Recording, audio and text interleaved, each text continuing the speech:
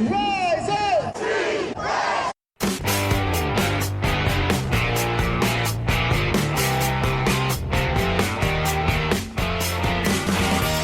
This is the Rise Up See Red podcast, all about the Arizona Cardinals and the NFL, featuring insider and outsider perspectives. Enjoy the best hour of Cardinals talk on the web. Now here are your hosts, Jess Root and Seth Cox.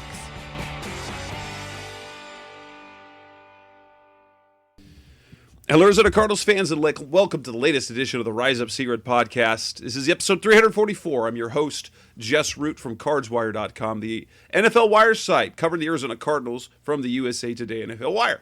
My co-host is Seth Cox from RevengeOfTheBirds.com, the Arizona Cardinals team site from the SB Nation family of sites. And also, this is the time of year when you definitely want to get on board, but Seth is one of the hosts of the original Draft Breakdown podcast, where this is the time of year we're hitting draft season. Got the Senior Bowl, got the Shrine Game, you've got the Combine coming up. This is big time. So even if you're not a hardcore draft person, this is even the casuals want to get on board, listen to the show, sign up for the Patreon to become a patron status and get for an extra, what is it, $2 a month? Get the just $2 a month. You get an extra bonus episode where we talk a little more scouty, a little more in-depth stuff. But it's a lot of fun, and like you said, this time of year it's the best time to subscribe, but it's also the best time to really get to know players. It's funny, the Patreon show will release tomorrow, and we discussed, on Wednesday, and we discussed a lot of these guys that came out and played well today were guys that we wanted to watch. And so that's, it's fun in that way. Justin and I are pretty dialed in, and we have people that we keep in touch with. So it's fun to do all of that and be involved in all of that. All right, and so in this show, episode 344, what we're going to talk about is, well, there's not tons of Cardinals stuff, but we wanted to react to the retirement of Tom Brady, the impact he's had on the game, because that official announcement came on Tuesday, as we're recording on a Tuesday night. And then we've got some weird news that came out as former Miami Dolphins head coach Brian Flores is suing the NFL, and the Cardinals are somewhat involved. Then we'll take a look at as well. We'll look at the Pro Bowl, DJ Humphries getting selected as an injury replacement, and our thoughts from over the weekend and the upcoming Super Bowl. So let's go ahead and get started. First, taking a look at Tom Brady. I just have to get a kick out of this because the original report came out Saturday from Adam Schefter from ESPN. It says, sources, Tom Brady is retiring from the NFL. And we're like, okay, that makes sense. Congratulations, Tom Brady. Every site on the internet that does anything about the NFL, their tribute to Tom Brady. And then the reports came out, said Brady reached out to the team, said, no, I haven't just retired and I haven't decided yet, only to then on Tuesday, yeah, I'm retiring on Instagram. I mean, does it surprise you how it went down? Because I was totally expecting something like this. I almost expected it on Monday, but then to have it on Tuesday, just 3 days after the initial report, proving that Schefter was right all along, he had the right information. It was almost like Tom's like, no, I don't have my Instagram post done. Yeah, and I think a lot of it is, Brady's still got some bitterness into into all of the Deflategate stuff, and let's be honest, these guys want to be able to do it on their own time, and not, I don't want this to be taken amiss from anything, but there was a recent, Supreme Court justice, right, that was going to step down. So a lifetime appointee, and he was going to be like, okay, I'm done. And it got leaked to the media, and he wasn't happy. Like, these guys want to be able to go, out on their own terms. They want to be able to, and they want to be able to announce it on their own terms. And so, I think Schefter does a good job. I mean, we all know that he's dialed in with pretty much everybody and everything. And I think it's unfortunate that something as big as the greatest player ever retiring gets broken by a reporter as opposed to the guy that that the player himself and wanting to be able to announce it. So that's unfortunate. But from the rest of the standpoint, man, it's just one. I mean, thank goodness, right? Like a third of the Super Bowls in the last 21 years were won by Tom Brady. He was in practically half of them. So this is absurd. And I will say this: my memory of Tom Brady started. As a younger adult and football fan, I did not appreciate him, and as he and those dominant Patriots teams, I disliked him. I despised him and everything he stood for. However, as I've gotten older and perhaps a little softer when it comes to my sports fandom, I liked him more and more. To me, he became more likable as he got older. 10 Super Bowls, 7 Super Bowl championships, and the way his teams did it was different every time. Now, early on his career, absolutely, he was carried. He was carried by the defense and the running game. But he had prolific passing seasons, and the fact that this year, playing at 44 years old, he led the league in touchdown passes. He never we've been. What is it, 5 years ago, they said he was done? We were starting to see after he had a couple of bad games in September, oh, he's washed. And then he won more championships with the Patriots. He went to Tampa Bay and gave Bruce Arians a championship, and he got basically separating himself from Bill Belichick to kind of prove, yeah, I'm the badass, basically. As great as Belichick, because I don't take anything from what Belichick's done, because he is a fantastic coach, and I think that the fact that those two worked together was the perfect situation for both. But then it came to the end, and there were egos involved. Tom Brady proved his greatness. We kind of joked that he was the greatest. That many people have joked he's the greatest system quarterback of all time because he played basically in one offense his entire career. But to go out and do it in his first year with the Buccaneers in an offense that we know is not easy to thrive in year one. He thrived, and with the help of another great defense and some prolific passing numbers, he got himself a championship at Tampa Bay, which was good for part of Cardinals fans who were rooting for the coaches on that staff. But truth is, I think it'll be impossible to see what we saw from Tom Brady ever again. And I know Patrick Mahomes gives us a little bit of hope, but even now, it's like each of the last 2 years, it's gone backwards for him. Yeah, and it seems like after if he would have won two of those, if he would have been at 2 Super Bowls already, you feel a little better about it. But now the fact that he's at 1-1, and then he's 2-2 in championship games, it's like it's a lot of work to get to where Brady was, and just unlikely. I mean, just like you said, it's almost unfathomable at this point to see it happen again. Maybe we will, but I mean, we saw Montana won 3? 4, I think. 4, and then I mean, you're a little older than me, but you're still not old enough to remember Terry Bradshaw. Aikman had 3.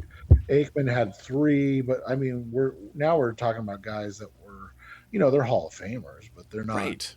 They're not. They don't even their careers, as great as they were, don't even sniff the career of Tom Brady, because I kind of saw it somewhere. He basically had 3 Hall of Fame careers in his career. Yeah, and the only guy that would, from a talent standpoint, I think would be Montana, right? Because he's he's the guy that also, won and put up big numbers in that era of football. But yeah, for the most part, I think you're right. Like, I mean, statistically, you're talking about a guy who would need to play at the level of Mahomes but continue to win. And that's not just win. Sorry, that's putting it too lightly. You'd have to they'd have to win Super Bowls. And that's, I mean, it's just, I don't want to say impossible, but I mean, It's basically impossible. Basically impossible. Think about the names. I mean, you're talking about Tom Brady has more Super Bowls than Peyton, Eli, Breeze, Rodgers, or as many Super Bowls as Peyton, Eli, Breeze, Rodgers, and Favre combined. Like, That's absurd. You're talking about 5 of the 10 best quarterbacks ever, 12 best quarterbacks ever, and they have as many combined. So it's just because and we're seeing it now. Coming with what's our buddy's name, Patrick Mahomes. He had a $7.5 million cap hit this year. It goes up to about 41 million next year. Yeah. It's so, I mean, you're just talking massive numbers. Like these guys, and I know the salary cap's gone up and that's part of it, but these guys are just going to be really hard to pay and to keep around. So, it's the greatest NFL career we'll probably ever see, and it's cool that you and I were old enough to see the entire thing. I think, to your point, it stinks that the first 3 or 4 we weren't mature enough to enjoy it, but that also comes, like you said, with age, where you get to say, damn, I'm seeing history. Right. It becomes it's something different. So. Yeah, and the other thing is that from a Cardinals perspective, it's very interesting to see the fact that, the Cardinals can have this. Tom Brady beat the Cardinals one time in his entire career, and it was 2004. Now, granted, how the Patriots. It's just not how it goes, because the Cardinals and the Patriots play every 4 years about. So he played in 2004. They beat. I mean, Brady wasn't great, but that was a terrible Cardinals team in 2004. The Cardinals played the Patriots again in 2008, and that was the year that Brady tore his ACL. 2012, the Cardinals beat them when Stephen Gostkowski missed a field goal that week too. It was in that beginning of that 2012 season when the Cardinals went 4-0.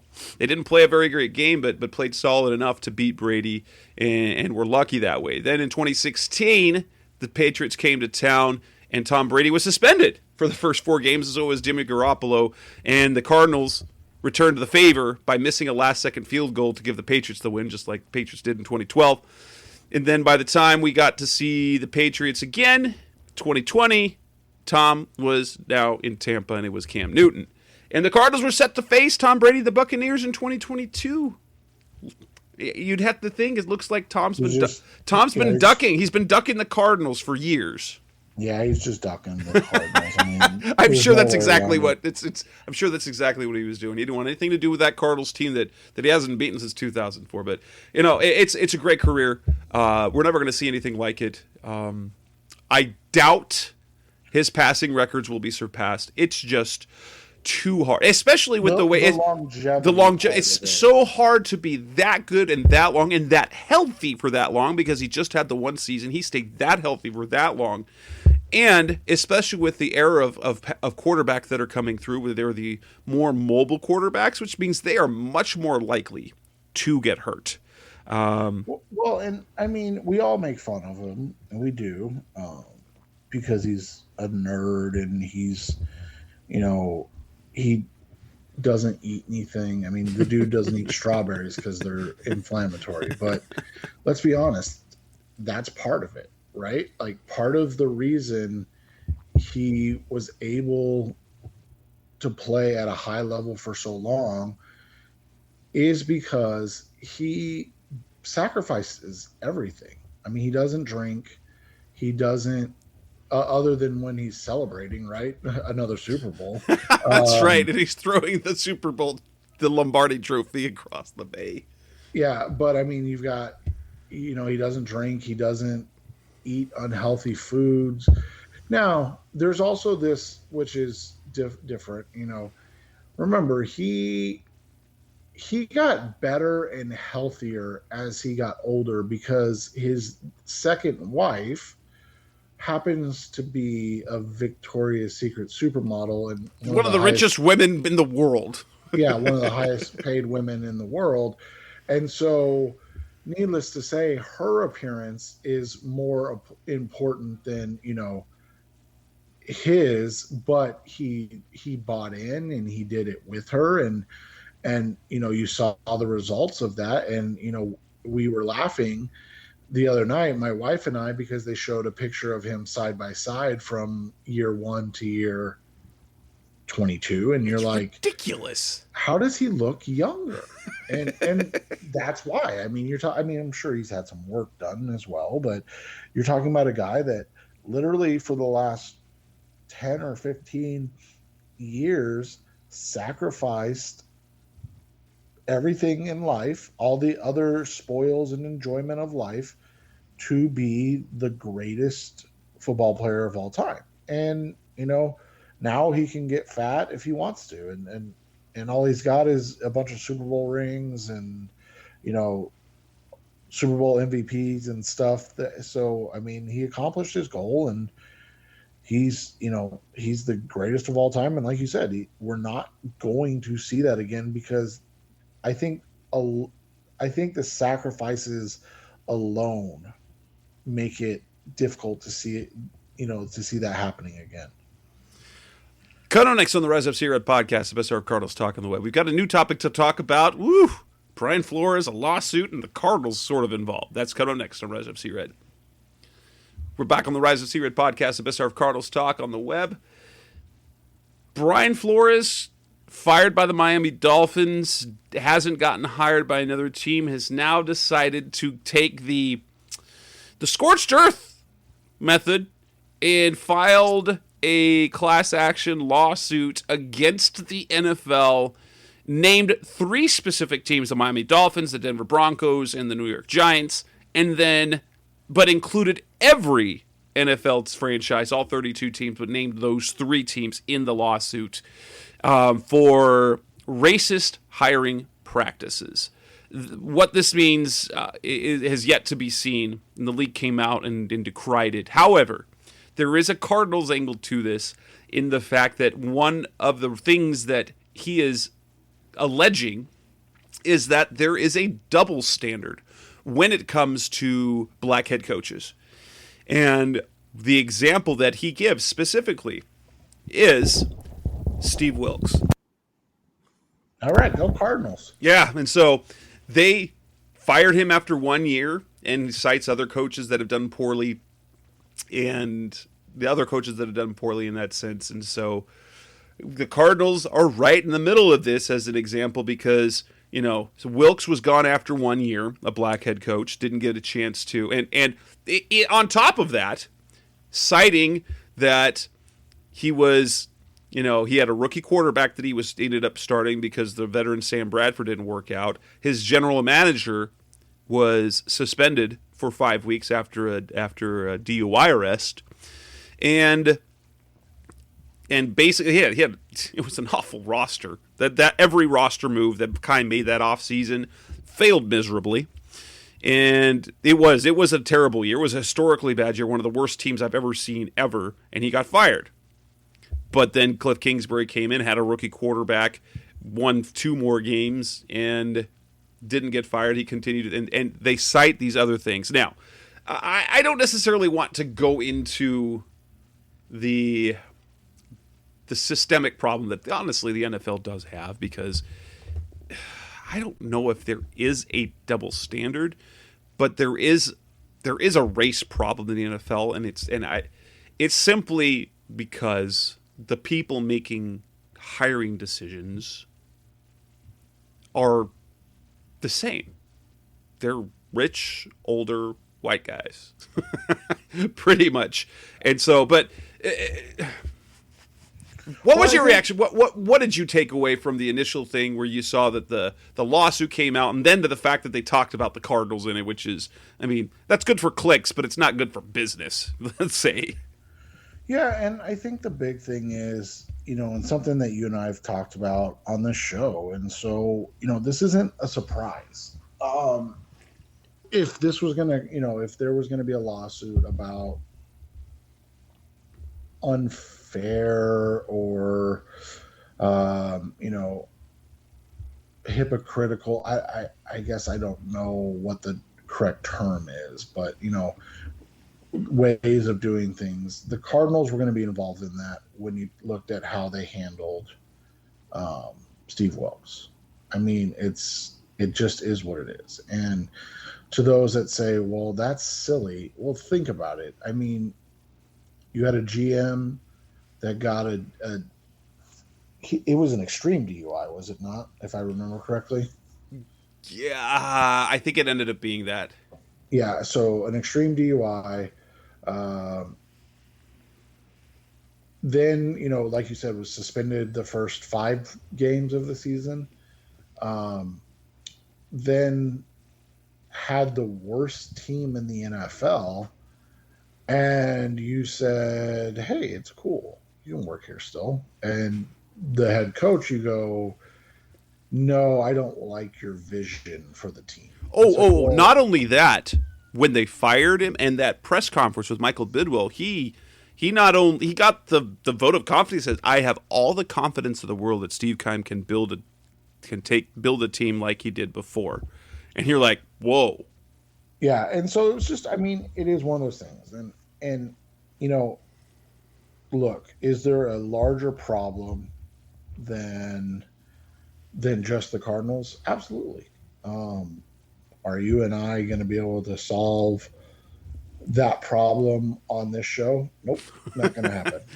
But we can say with certainty that we've always said that the fact that Steve Wilkes was fired and Steve Keim was retained always was going to be an issue.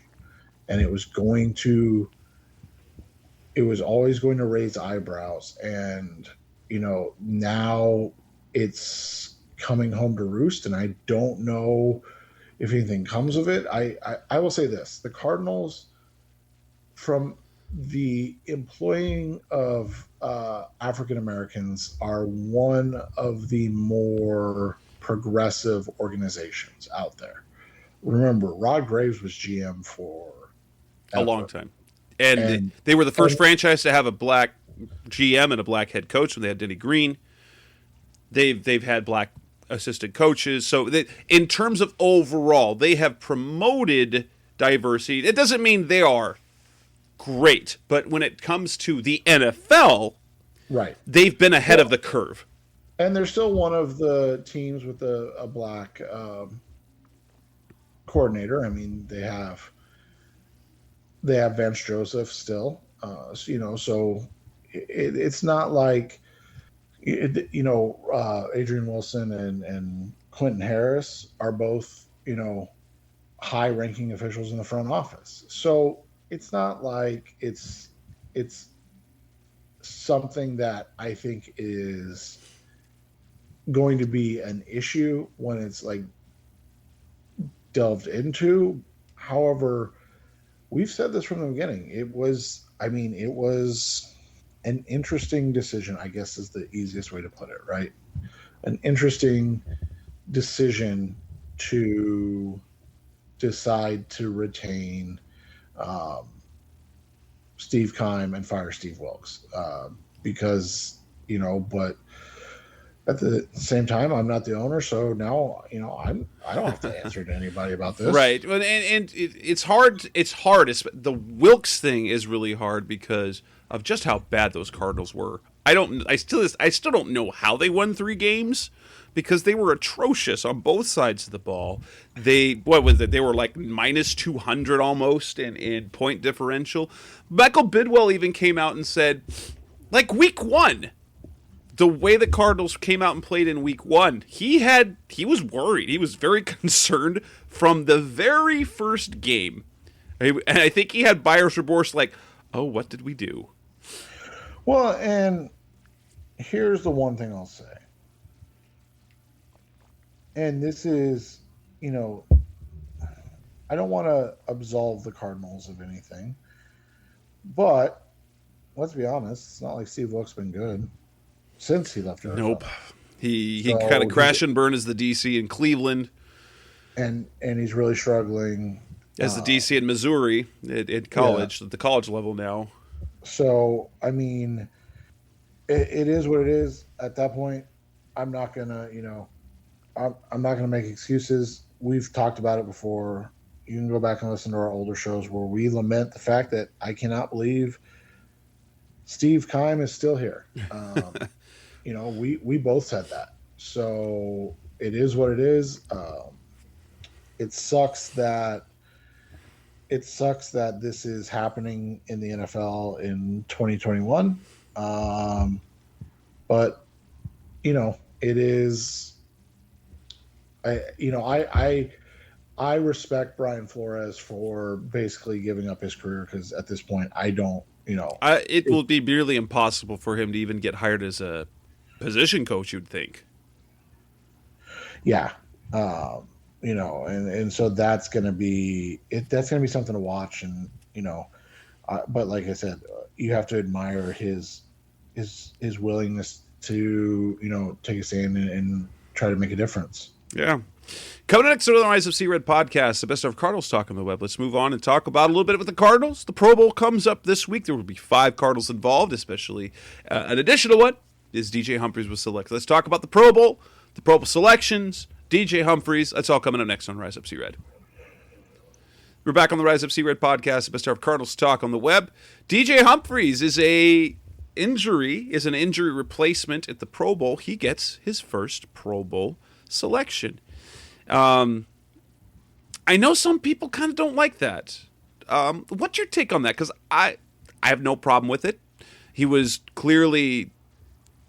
did not have as good a year in 2021 as he did in 2020, but we thought he was one of the better tackles in the NFL in 2020. And that's just kind of how the Pro Bowl goes. It's hard for you to go to the Pro Bowl the first time you deserve it. You have to, especially at a position like left tackle when there's an old loaded guard there. Yeah, and it's just loaded. I'm gonna, you know me, so I'm gonna say something that people probably won't like, and it is what it is. But I am honestly and utterly shocked at how much some of the fan base dislikes success for the players on this team. Like, one, how does DJ Humphries getting in the Pro Bowl affect you in a negative way? Two, don't you want to see success from all these players? Did DJ Humphries, Jess just said it, did DJ Humphries deserve to make a Pro Bowl this year? Probably not. But he was snubbed last year. He deserved to be there last year.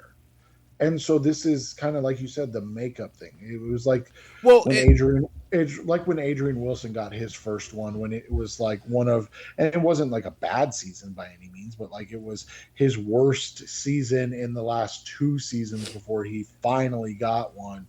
And then it was like the monkey was off his back, and then all of a sudden he was just there every year for 3 to 5 years in a row, whatever it was. And what's actually kind of important about this is that being at the Pro Bowl actually will open the door for him going to Pro Bowl again.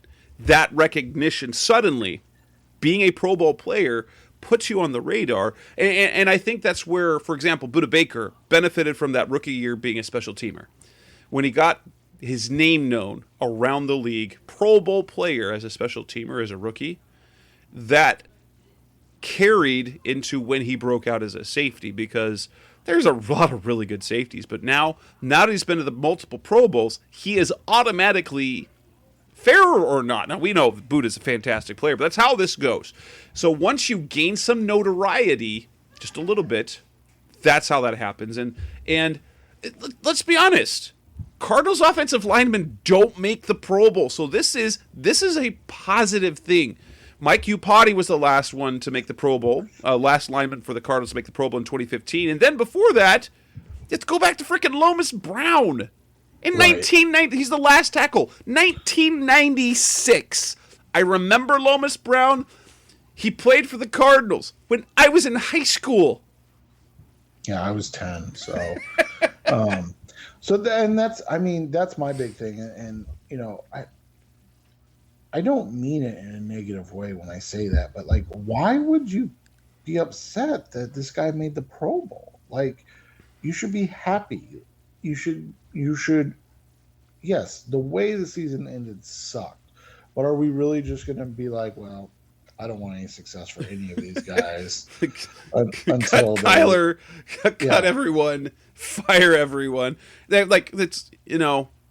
It's good to get notoriety. And you know what? And I think part of it, there's still a number of fans that just dislike the Pro Bowl. And I'll say this.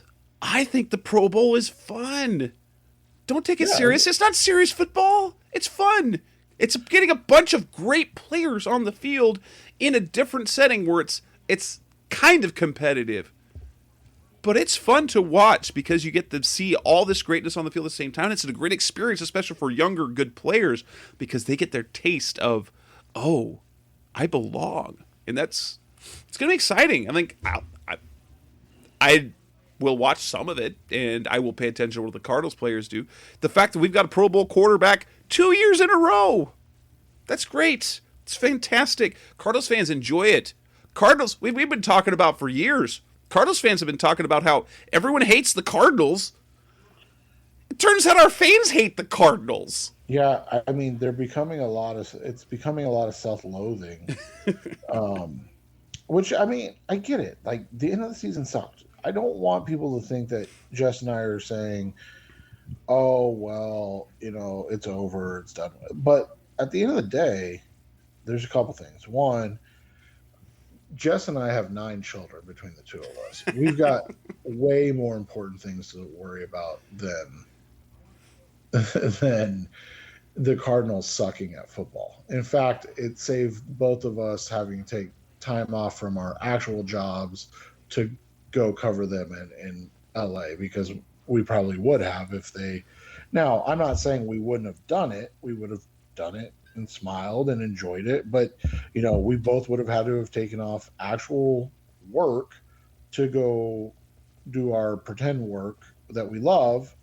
So there's that. The other thing is,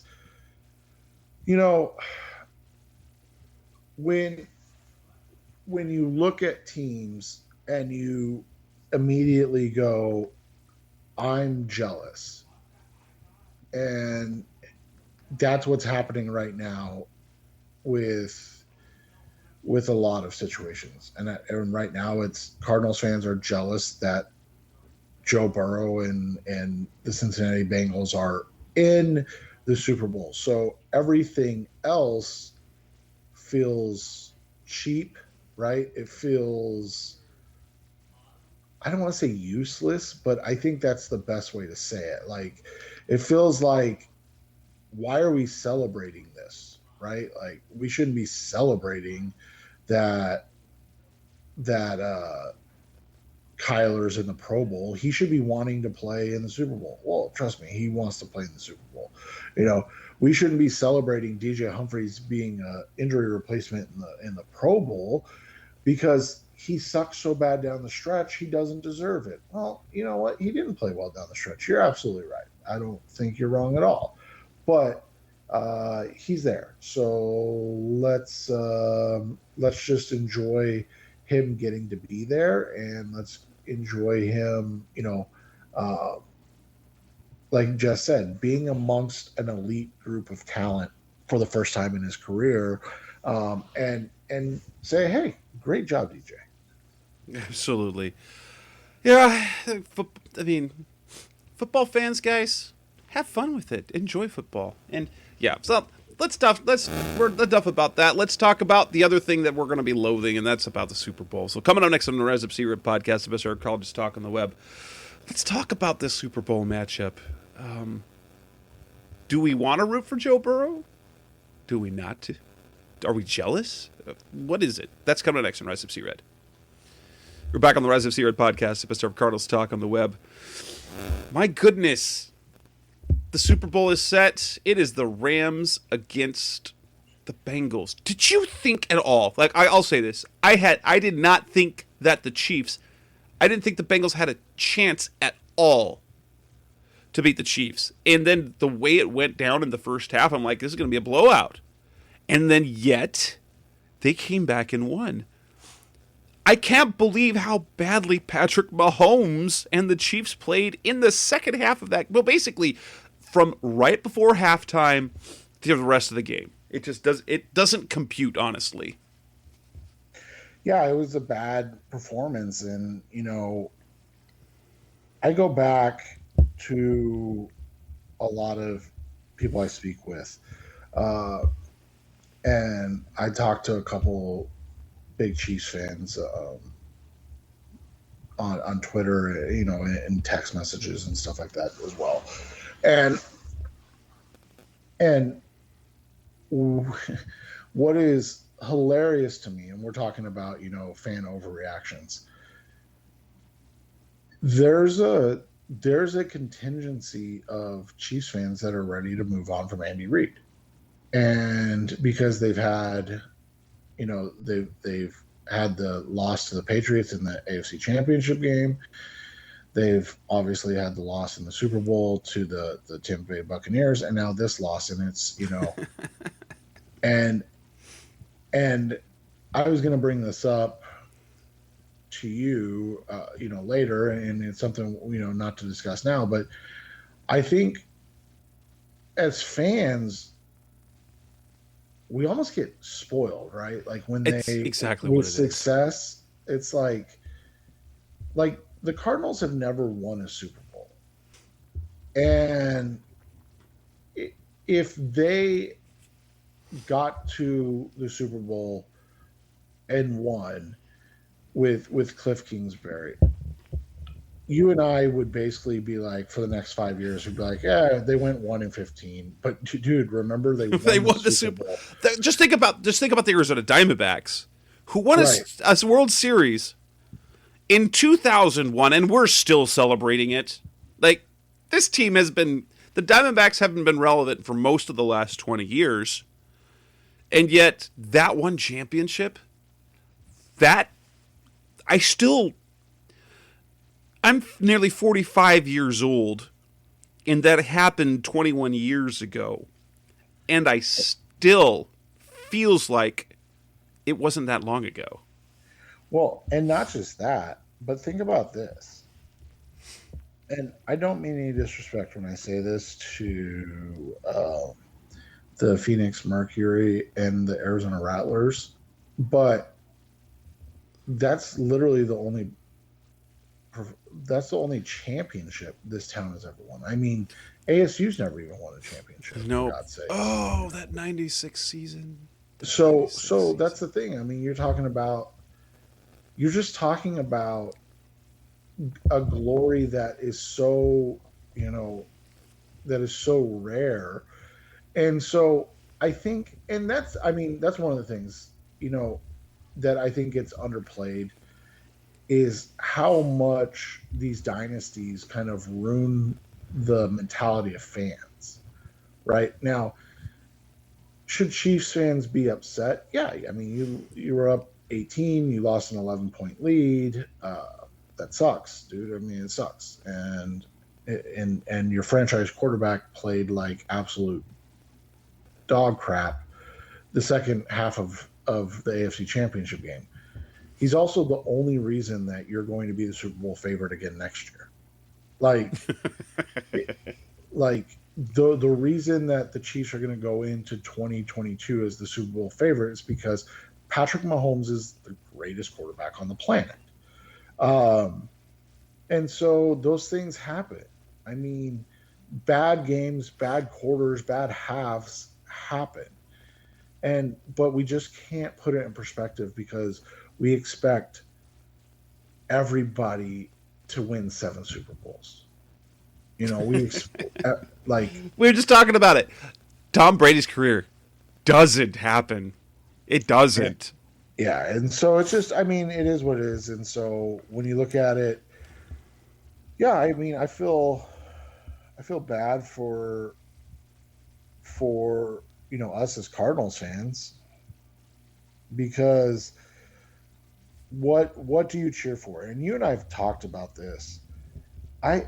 It's almost, you almost are cheering for the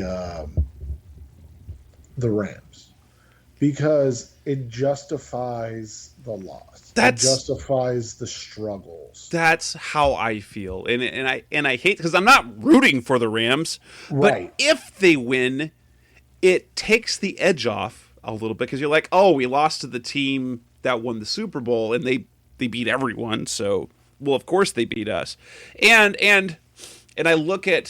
I try to zoom out sometimes, and as awful as the end of the season was for the Cardinals, if you zoom out, this was a Rams team most people thought was a Super Bowl favorite.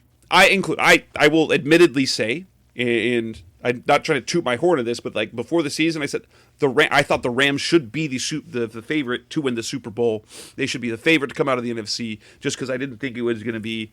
I thought it would be very difficult for Tampa Bay to repeat, and I thought that the Rams were just too loaded. They weren't.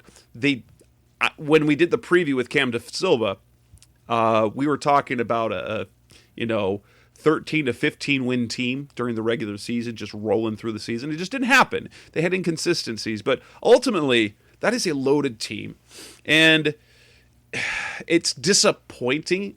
And so there's bitterness about how things ended for the Cardinals, but you can't feel awful about losing to the eventual champions, because they're the freaking champions. They're the only ones left.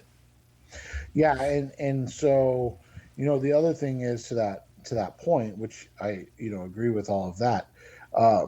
You look at it and you go, we lost to the champions, and then you follow along with what happens with Cincinnati, right? Like, that's one of the biggest things I think that gets overlooked, is that there are questions about sustainability, not just about Cincinnati, but about the Cardinals, right? Like, so that's what you kind of look at. You go, okay, well, did they build a sustainable contender? And then if they did, it's like, okay, can we model what we do as the Arizona Cardinals after what they did to be successful? And those are things I think about as well. Whereas say the Bengals go and lose, and then next year don't make the playoffs. I mean, is that really a model franchise, or did they catch lightning in a bottle? Yeah, it's hard for me to look at the Bengals, and it's like, do I root for them because that's what we want the Cardinals to do, or are we jealous because they did it? Yeah. Well, and that's the thing is, I mean, there's nothing to be jealous about if they don't win, right? I mean, right. And here's the thing: it's like we look at the Cardinals, the Bengals. So Burrow was great, and here's the thing: Joe Burrow was a special quarterback talent coming out of college to begin with, in terms of his skill set, what he did on the field, and then he played in the biggest conference, the best conference in college football, played on the biggest stage in college football. So it is, of course, the playoffs were not too big for him. But he didn't play well. But what helped? That's the thing. The team around him played well. His defense stood up for him and stepped up for him, made plays, and that's where the Cardinals failed down the stretch. We didn't see enough stepping up around Kyler to help him, basically putting every ounce of pressure on him to be the perfect quarterback. And he wasn't good enough every game to do that. And as a result, when no one else makes plays around you, you're left frustrated. And that's what happens. And you're left holding the bag, and that's what happened. I mean, let's be honest, most of the loss is put on Kyler and Cliff's shoulders. And rightfully so or not, that's how it's going to look, and that's how it's going to be. And now they have to wear that for the offseason and going into next year. And, we've discussed it already, but when you look at what they're going to go into next year, nobody's going to believe in this team. Nope. Even if they get off to a great start, everybody's going to go, oh, no, well, they're going to lose anyways. I mean, it's the Cardinals. You've seen them. It's so hard. And it's, I'll say this. We look at the Chiefs and their fans, and they're getting greedy. And I don't know what's the right mentality as a fan base. So don't accept mediocrity. You could only accept the championship. What? That makes following sports and cheering for a team very, very angering and disappointing and very unenjoyable. You want your team to be good and have a chance and be sad when it happens, but not to get angry. And it's the Phoenix Suns this year. They're playing so well. It's really hard. I'll tell you, even for me, it's really hard for me to not look ahead. After they went through the playoffs, made it to the NBA Finals, and fell apart in the NBA Finals after a 2-0 lead, I didn't think they'd be able to play as well as they did this year. They're playing so well this year, but then my mind goes, oh, can't wait to the playoffs. Can't wait to the playoffs. What are they going to do there? What are they going to do there? We need to just enjoy just how amazingly good this team is right now. Well, and what's fun is when you want to make a Suns fan mad is just tell them how disappointing their season was last year because they didn't win the championship. Right. I mean, literally, if you want to fight with people, because that's what the reality is, you go, well, the Cardinals failed down the stretch, and Kyler's, this, and Cliff is this. I'm like, they could be like the Suns and choke in the biggest stage of them all and lose 4 straight games. I mean, and so the Sun season was a complete failure then. I mean, an utter failure because you were up 2-0 and you failed to even win another game. So that's the thing. I mean, to your point, enjoy it. This is a town. This is a fan base that doesn't see success. And so if you're going to say the only success is winning a championship, I can promise you, because I've lived here all 36 years of my life. Jess has lived here all 45 years of his life. There's one championship combined. One. My dad is 64 years old. He's seen one championship. They don't happen here.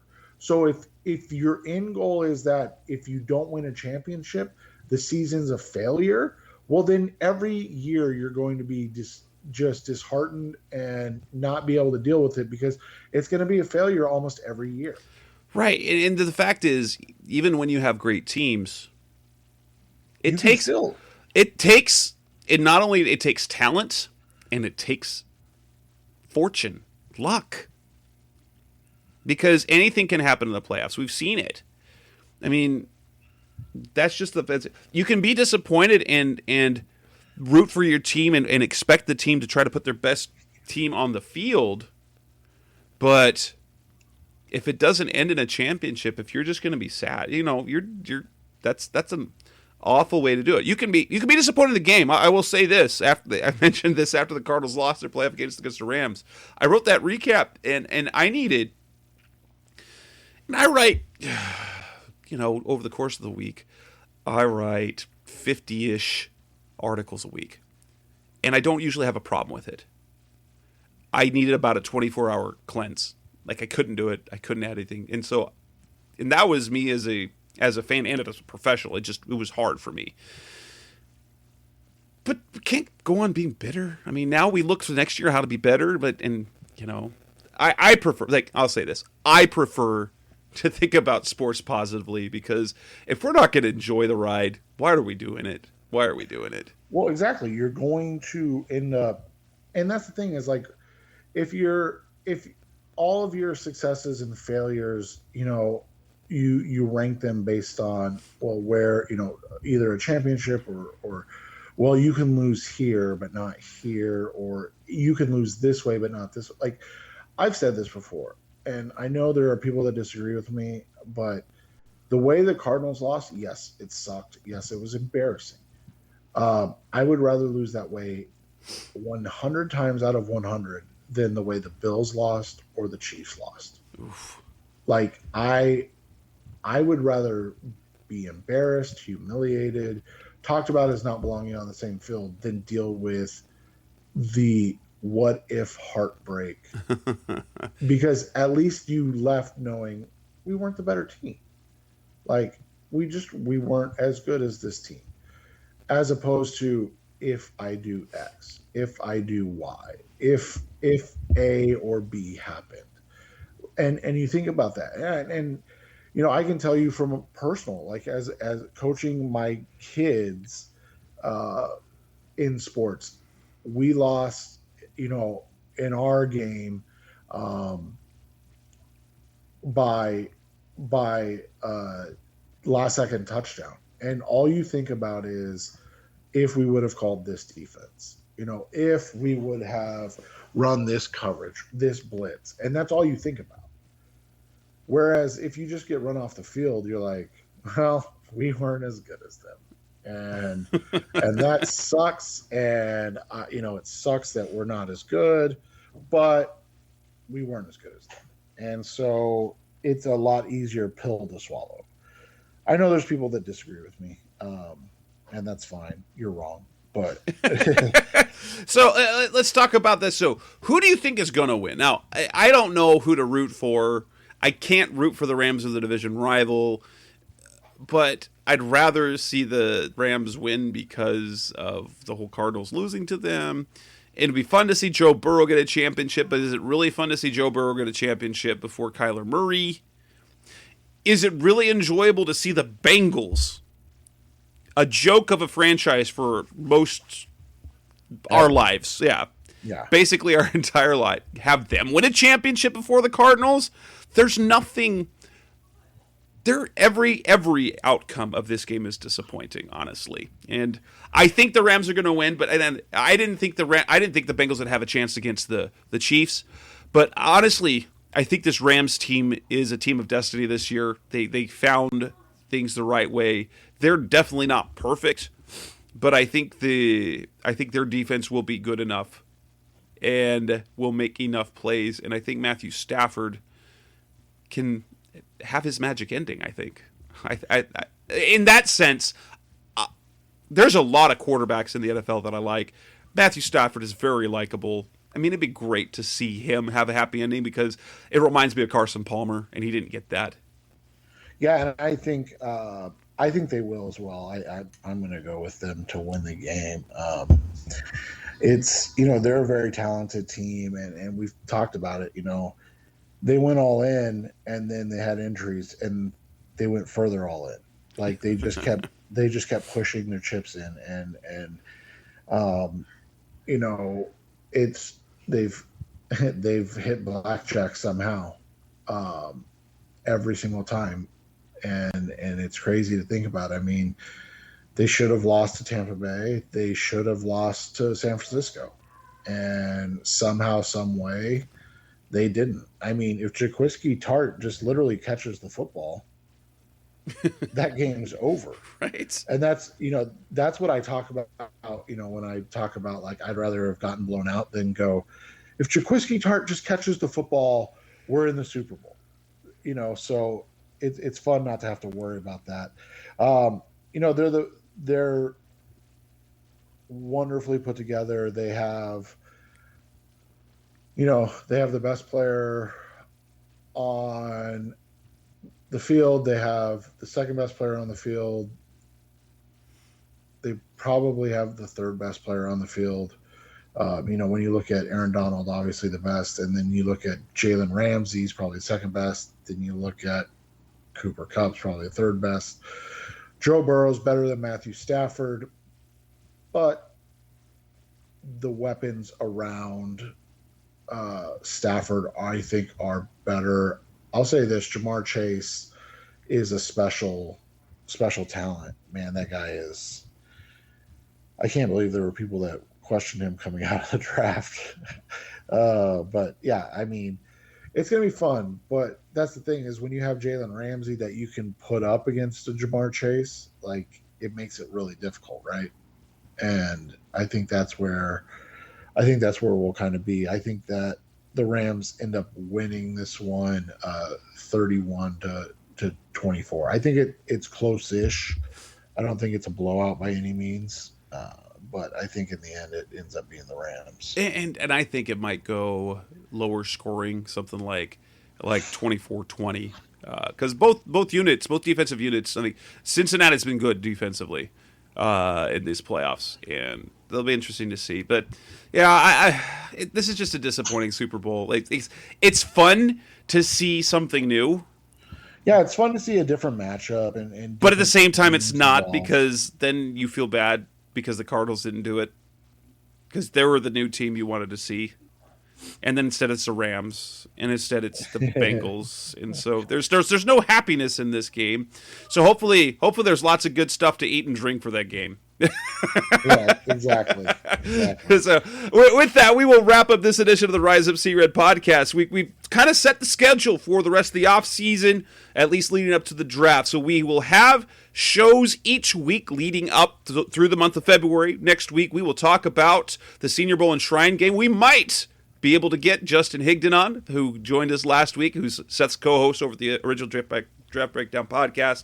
We'll start talking free agency. That'll take us to March, and we'll have no show at the beginning of March. Then we'll start looking into free agency again, then get ready for the draft. So we will have, between now and the draft itself and the week after the draft, so we will be having 1, 2, 3,